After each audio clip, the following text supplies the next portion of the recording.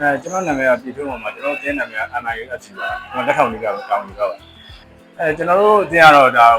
ဟိုပွဲတန်းတော့နိုင်အောင်တော့ကိုစားဖြစ်တာပေါ့ကစားမယ်ဆိုပြီးဒါပြင်ဆင်ထားတယ်ပေါ့နော်ဒါပေမဲ့တစ်ဖက်တင်းနေရတယ်ပြင်ဆင်လာတဲ့အတွက်အရင်လို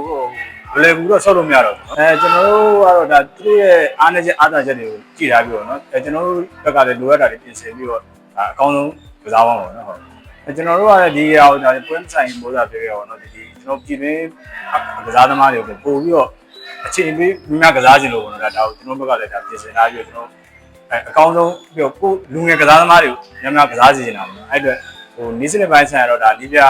သူမှားထားတဲ့အတိုင်းပဲပေါ့နော်ကစားမှာလောလောဆယ်ကတော့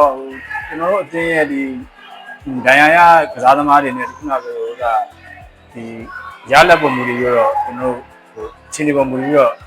ပြုလုပ်ပါအောင်အကြောင်းလေးသူတို့ကတော့လက်ရှိဟိုထိတ်ဆုံးအတင်းဖြစ်နေတော့ကျွန်တော်တို့ကတော့သူထိတ်ဆုံးအတင်းနဲ့ဖြစ်တယ်ပြီးတော့လက်ရှိမှာလည်းနိုင်ငံသားစုဖွဲ့မှုကလည်းကောင်းတယ်ပြည်တွင်းကစားသမားစုဖွဲ့မှုကလည်းကောင်းတဲ့ဖြစ်နေတယ်နော်ဒါမှလည်းကျွန်တော်ကတော့အကောင်းဆုံးကြိုးစားပြီးရှင်နေမှာပေါ့ကျွန်တော်တို့ဟို MIU ပြည်သက်တွေပေါ့နော်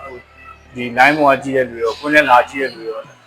အများကြီးကျေးဇူးတင်ပါတယ်လို့ကျွန်တော်လည်းအကောင်းဆုံးကြိုးစားနေပါတယ်ဆက်လက်အားပေးပါအောင်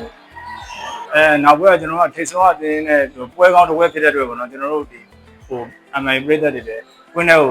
ဒါအားပေးဖို့ဖြစ်ပေါ်ပါတယ်ကျွန်တော် MIU တင်းကလည်းကျေးဇူးအများကြီးတင်ပါတယ်